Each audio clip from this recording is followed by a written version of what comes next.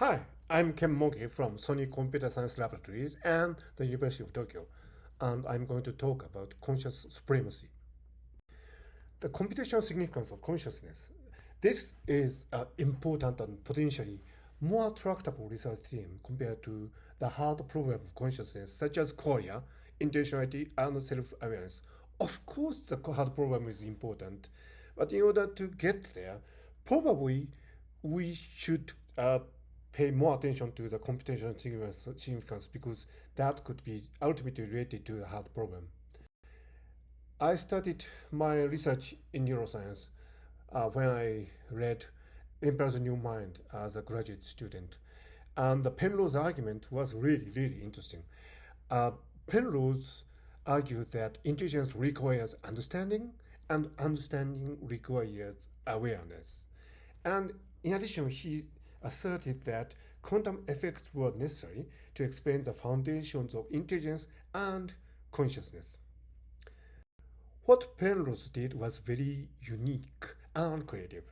Based on an analogy from the Gödel's incorporated theorems, Penrose conjectured that consciousness is characterized by non-computable processes.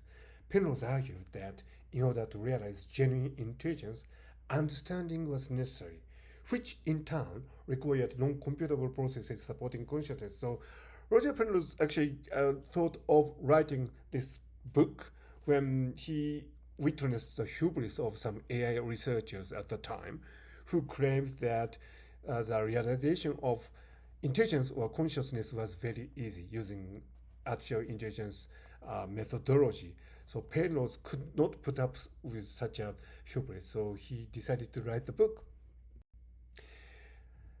Although Penrose's argument is very interesting, it is difficult to study explicit and salient examples of non-computable processes except for limited cases such as the Goodstein theorem.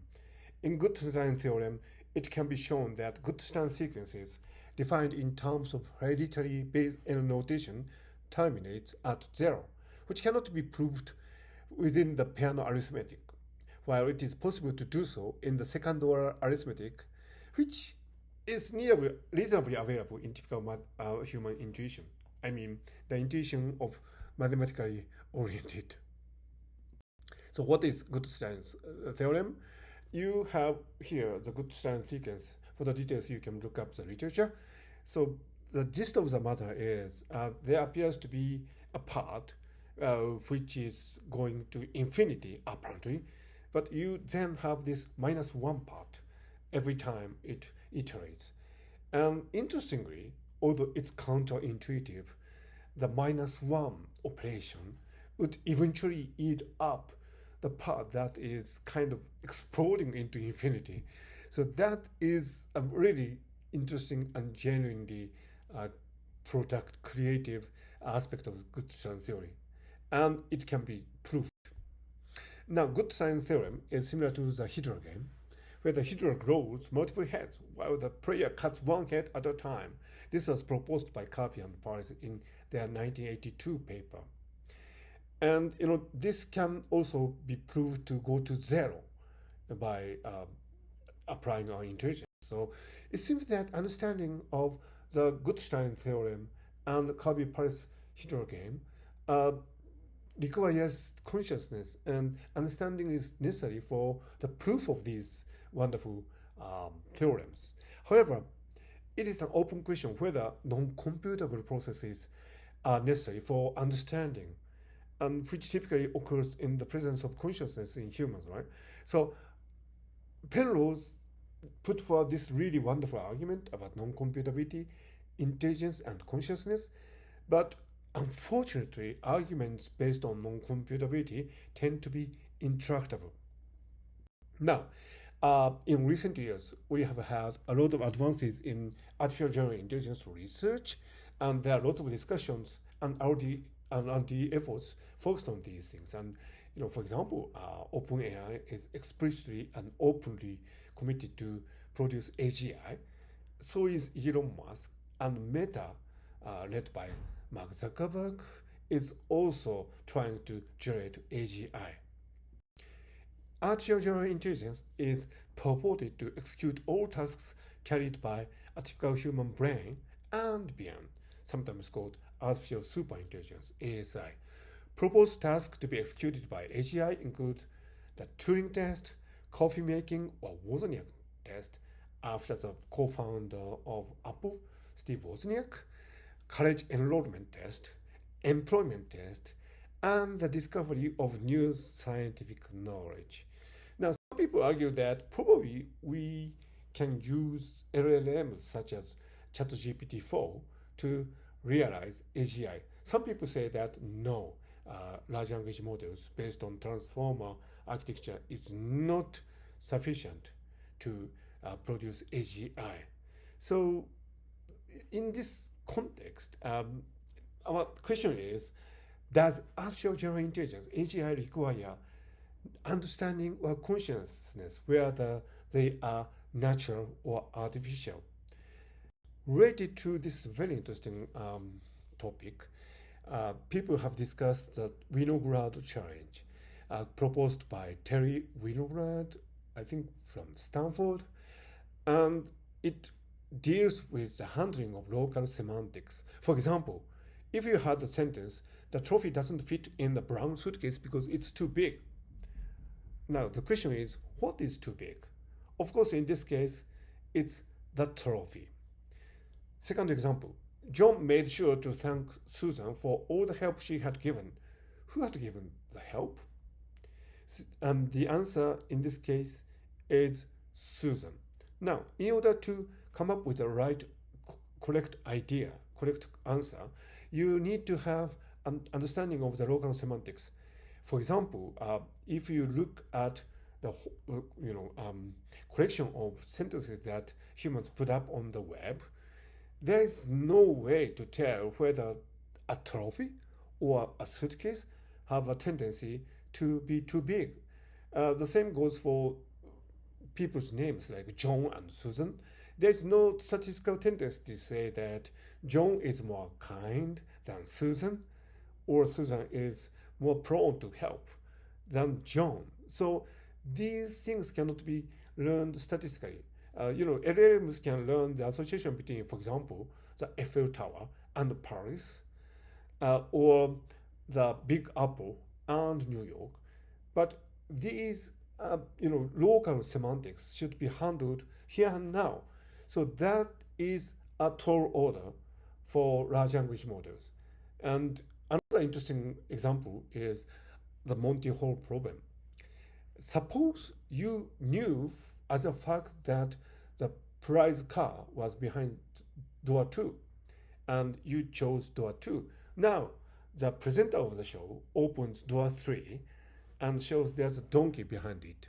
Now, would you change your choice? Of course you wouldn't, because you know for a fact that the prize car is behind door 2.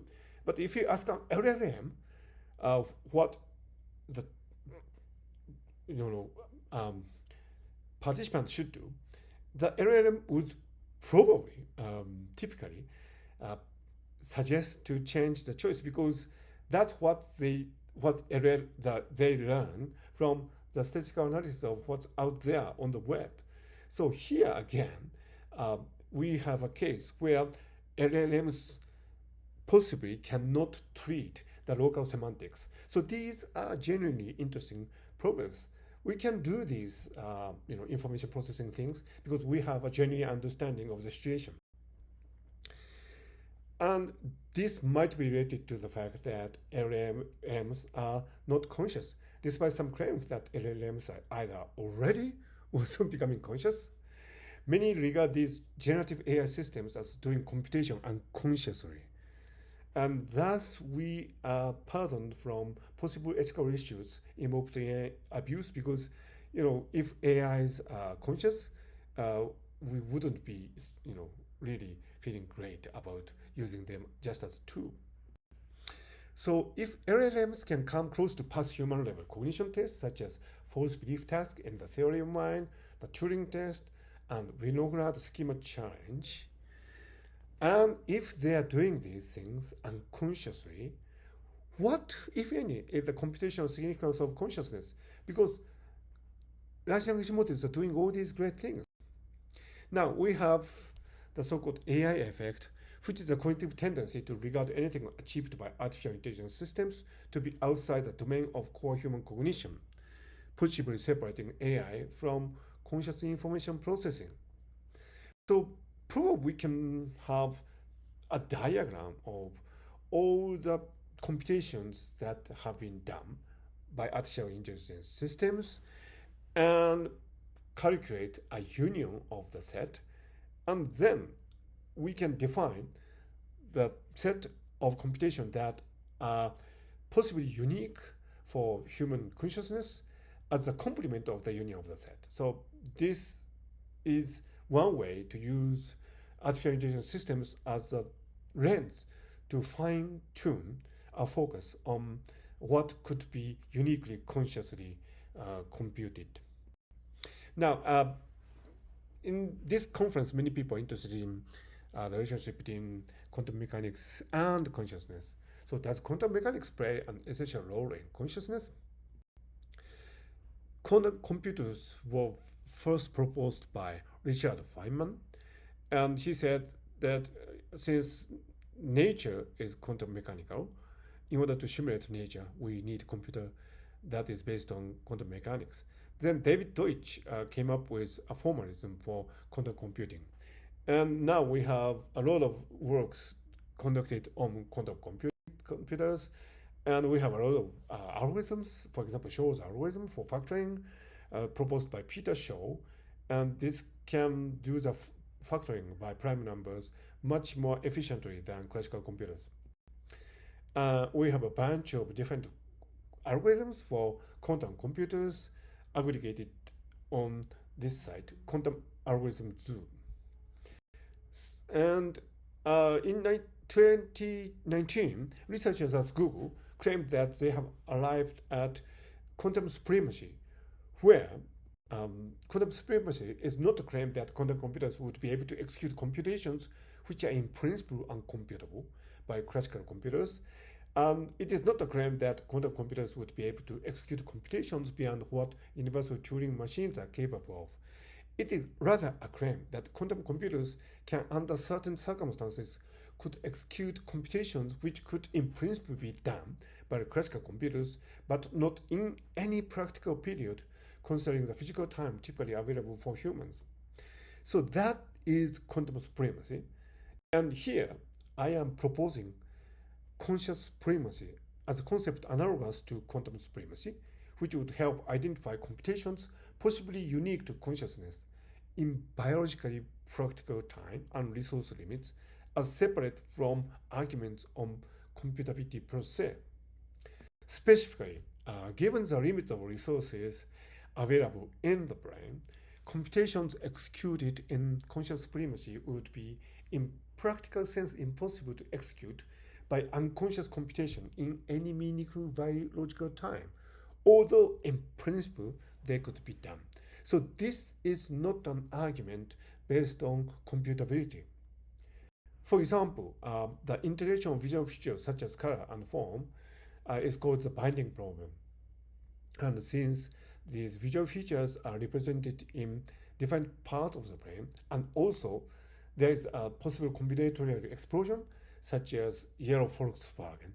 There could be many different shapes of the car and also different colors. So how could the brain provide for all the possible combinations of features to be represented in the neural network? This is the binding problem. It shares the same structure, same explosion, similar explosion structure as the factoring by prime numbers. So there could be some link between algorithms discussed in quantum computing and possible ways to execute sensory, perceptual, and cognitive tasks such as the binding problem. Another example is the metacognition. LLMs notoriously hallucinate. They lack the ability to make confidence judgments about their responses. This is a significant difference between generative AI systems and human subjects. This is a work I did with Yoshizawa and presented at Society for Neuroscience meeting in 2023, and the research is ongoing, and it shows the correlation between the correct rate to certain multiple choice tasks and the confidence level. And in humans, there's a significant correlation between the correct rate and confidence level, so that the humans know when they are answering if their answers are going to be correct or not. In the case of ChatGPT 4, there's no significant correlation between correct rate and confidence. So ChatGPT 4, a case of generative AI, does not have the metacognition or confidence judgments. So possible cognitive domains of conscious supremacy would be sensory binding, metacognition. I have given these examples. Flexible attention modulation, because attention modulation is of course very important. Robust handling of new contexts. Choice and decision making. Cognition reflecting a wide spectrum of sensory information in an integrated manner. And finally, embodied cognition. So, for example, choice and decision making is related to the problem of free will, and embodied cognition is associated with the increasingly hot topic of brain-gut axis. So, all these things, spectrum of problems that could be treated under the conscious supremacy paradigm proposed here. Open questions about conscious supremacy. Relations, if any, to quantum supremacy, and computations in life processes, meaning the relationship between all these robust computational processes with life in general. We do need a computational model of the cortex, because we have an excellent model for the cerebellum proposed by David Ma, but we don't have a corresponding computational model of the cortex. And we, of course, are interested in the hard problem of consciousness eventually. So it'll be interesting to ask how conscious supremacy is related to the hard problem. Now, this division of labor would suggest a certain strategy for AI alignment. It would make sense to for artificial intelligence systems to focus on things that are outside the domain of conscious supremacy. It would make sense for humans to focus on conscious supremacy domain, so that together humans and artificial intelligence systems could complement each other. Now, in quantum computing, there is this very important issue of quantum error correction, without which quantum computers cannot function. And last year, researchers from Harvard made a significant breakthrough in this. And in analogy to that, we might actually discuss conscious error correction. The fact is that there is neural firings, and the neural firings are quite noisy. So how can we have an apparently Platonic set of qualia based on the neural correlates of noisy firings? And that is a really interesting question. So qualia that emerge in the brain, in the mind, is what some authors call features of the Platonic world, citing Penrose here. And how does the brain interpret from the noisy neural firing patterns to form this almost Platonic complete representation of phenomenal qualia? That could be probably related to what I term here a conscious error correction. So lots of inspirations from quantum computing, and I'm not saying here that consciousness equals quantum computing, but there could be some interesting analogies here. So, conclusion. Conscious supremacy refers to computational processes unique to consciousness, which could be done by unconscious computable processes in principle, but actually are impossible to execute in biologically realistic time and resource frames. So I thank Stuart Hamiloff and the organizers of this conference. It's always such a pleasure to come to Tucson and talk to the CACT and you. Thank you very much.